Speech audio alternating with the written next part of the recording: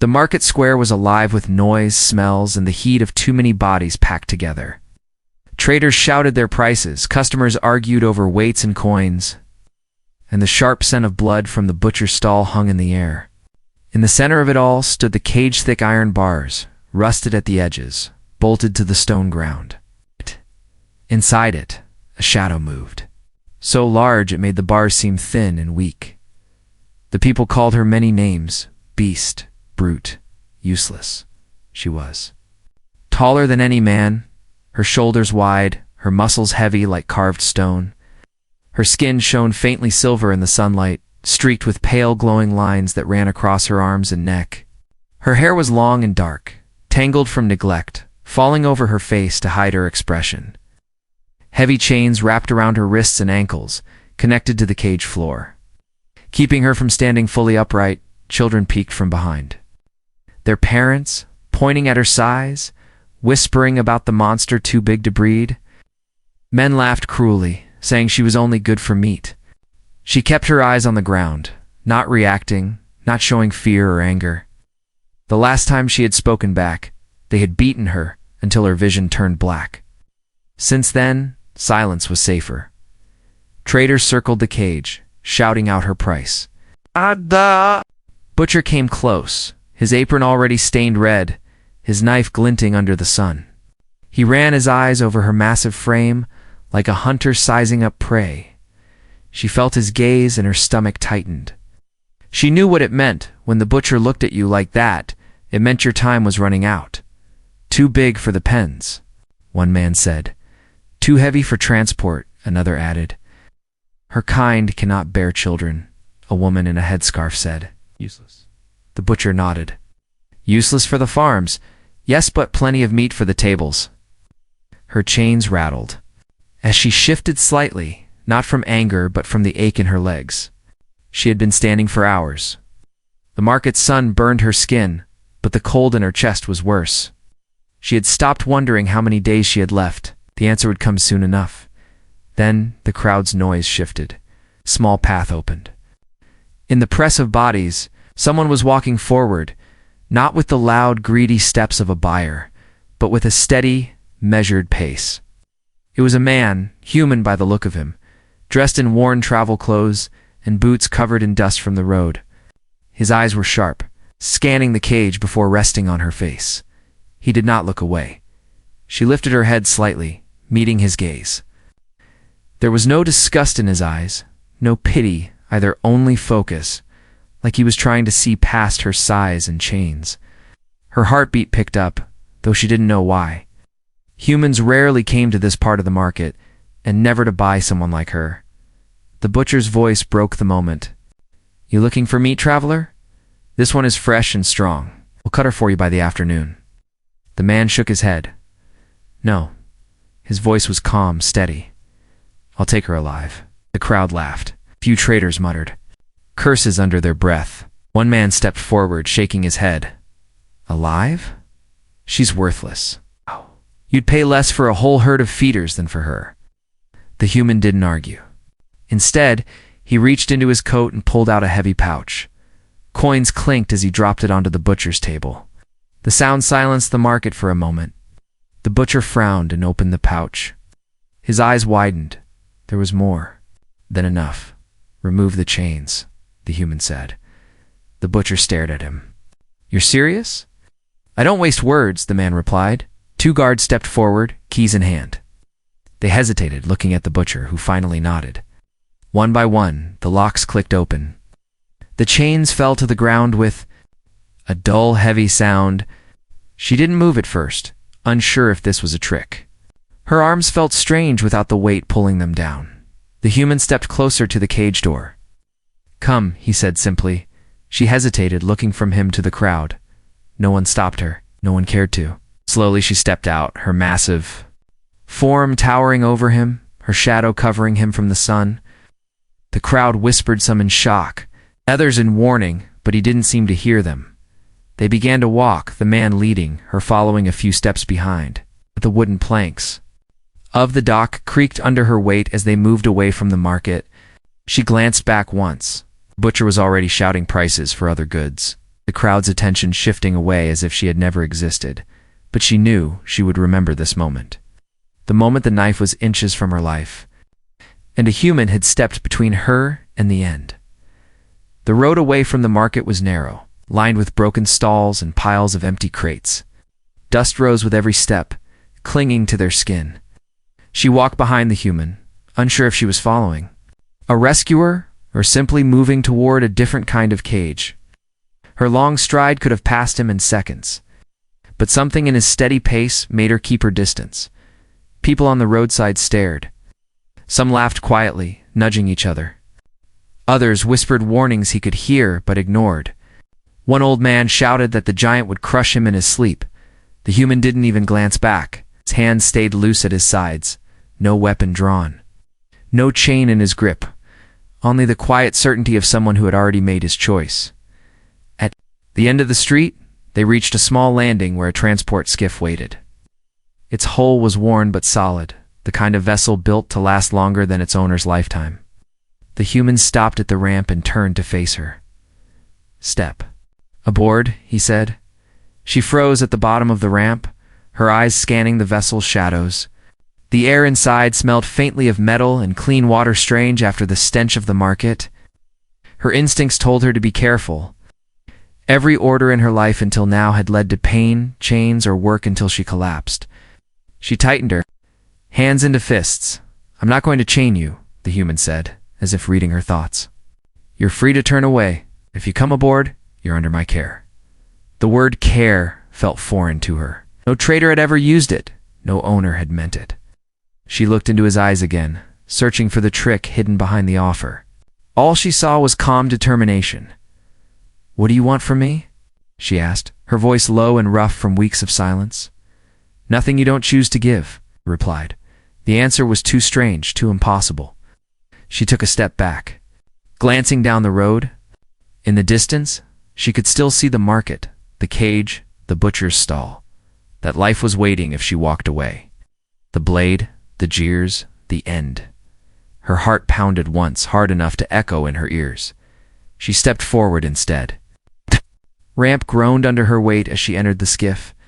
Inside, the light shifted to a warm glow, soft on her skin. The human closed the ramp and moved to the controls. "Find a place to sit. You must be tired," he said. She sat slowly on a bench built too small for her frame, her knees bent awkwardly, but the seat was solid. Not a trick chair designed to collapse. The hum of the engines began, steady and strong. Through the small window, she saw the market shrinking behind them, the cage now nothing more than a shadow in the dust. For the first time, she realized she was moving toward something unknown. The fear she felt was not the same as before. It was sharper, alive, mixed with a question she didn't yet know how to answer. The skiff glided over the dusty plain, its engines humming like a low heartbeat. She sat on the bench, her massive frame almost touching the ceiling, her hands resting on her knees. Every bump in the road sent a small shiver through the hull. Yet the human at the controls didn't seem bothered. His eyes stayed on the horizon, steady and focused. Through the narrow window, she could still see the distant spires of the market, shrinking further with each passing moment. The smell of blood and smoke from earlier still clung to her. And with it came the memory of the butcher's knife, the chains, the crowd's laughter. She glanced at the human's back, wondering why anyone would take her away from that place. Without a demand in return, the wind shifted as they crossed into open land. The air tasted cleaner here, carrying the faint scent of wild grass instead of rot. The noise of the market faded until only the engine's steady hum remained. She leaned back against the wall, her muscles aching in ways she hadn't noticed. While standing in the cage, after some time, the human spoke without turning. "You're safe now," she stared at him, unsure if he was trying to comfort her or convince himself. Safety was not a word that meant much to her. Safety had always been temporary, always followed by hunger, work, or pain. She gave no reply. The skiff passed over a ridge, revealing a wide stretch of land dotted with scattered lights from small villages. Far ahead, the sun was dipping low, painting the sky in red and gold. She had never seen it like this before. Markets and cages never allowed her to stand where the horizon was free. "You've been through worse than most," the human said after a long pause, "and yet you're still here?" Her eyes narrowed slightly. "Why does that matter to you?" she asked. He glanced over his shoulder, just enough to meet her gaze. "Because strength like that should not be wasted." Her chest tightened. She didn't know if his words were a lie or the first truth she'd heard in years. She noticed something when he spoke. He didn't look at her like the others did. He didn't see meat to be sold or a failed breeder to be discarded. He saw someone who had endured. Someone who had survived. The skiff slowed as they approached a cluster of buildings near a river. The water reflected the evening light, shimmering like molten gold. He guided the vessel toward a quiet dock away from the busier trade routes. The air smelled of fresh water and cooking fires drifting from distant homes. When the engines powered down, silence wrapped around them. She waited for him to speak again, but he only stepped to the side hatch and opened it. Cool night air rushed in, carrying the sound of crickets and distant voices. "Come," he said simply. Stepping out onto the dock, she followed, her weight making the old wooden boards creak. The village ahead was small, its homes low and simple, built from stone and timber. People looked up as they passed, but their stares held more curiosity than fear. Some even nodded politely to the human, though their eyes lingered on her towering frame. For the first time, she realized they were not walking toward another market. And yet the question in her mind only grew louder: why had he brought her here? And what would he ask of her in return? The human's home stood at the edge of the village. A small stone house with a wooden porch and a roof shaped to catch. The rain, smoke curled from the chimney, carrying the scent of warm food. The door creaked as he pushed it open and stepped aside for her to enter. Inside, the air was different, quiet, steady, without the noise of chains or shouting. A single lamp burned on the table, casting a golden light over the room. She stepped in slowly, her head almost brushing the ceiling beams. The floor felt solid under her feet. Not the cold steel of a cage or the shifting boards of a market stall. He set a wooden tray on the table, placing a bowl and a chunk of bread beside it. "Eat," he said simply. She didn't move. Her mind raced with suspicion. Every time she had been offered food before, it came with a demand or a cruel joke. She glanced at him, waiting for the hidden command. But he had already turned to hang, his coat on a peg by the door. The smell from the bowl reached her. Rich, meaty broth, steam curling in the lamplight. Her stomach twisted in hunger, and despite herself, she stepped forward and sat on the floor beside the table. The first bite burned her tongue, but the taste made her eyes sting. She ate slowly, watching him from the corner of her gaze. "You've been treated like an animal," he said after a moment, "but you're not." Her hands paused over the bowl. No one had ever said that to her. He pulled a chair closer and sat across from her, leaning forward. "They said you were too big too. Breed, too heavy to work, worth more dead than alive."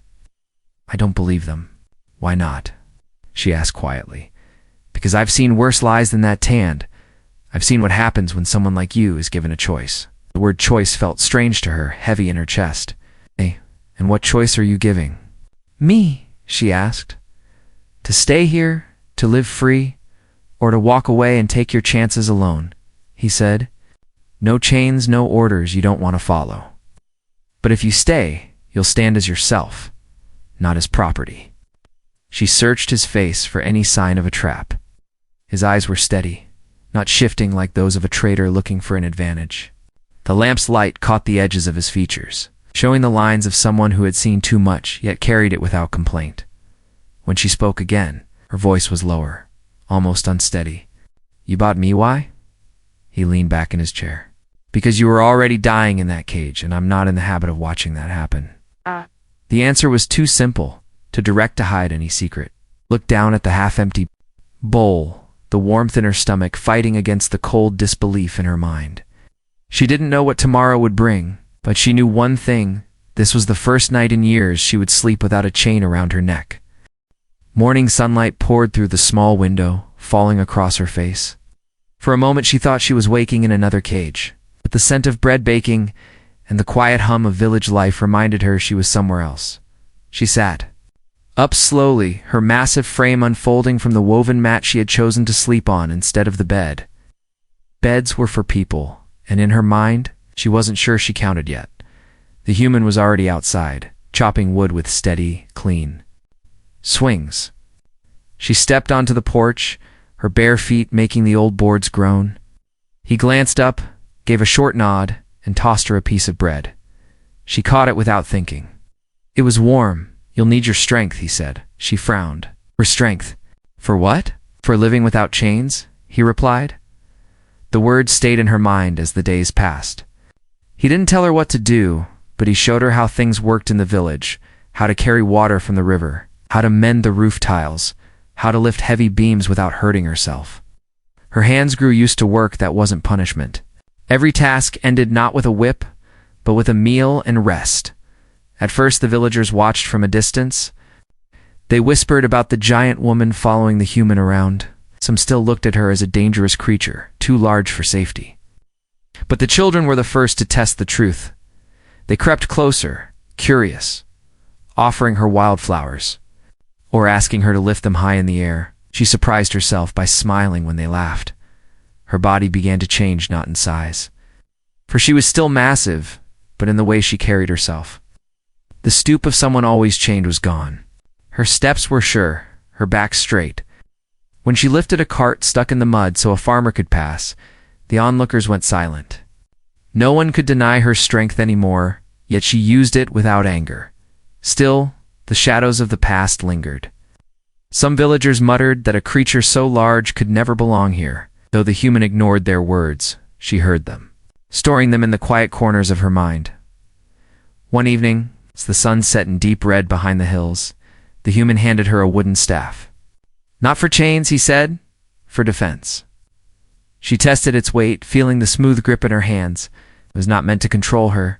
It was meant to give her choice in how she used her strength. For the first time, she began to believe that she was more than the market had decided she was. But belief was fragile, and the night would soon test it.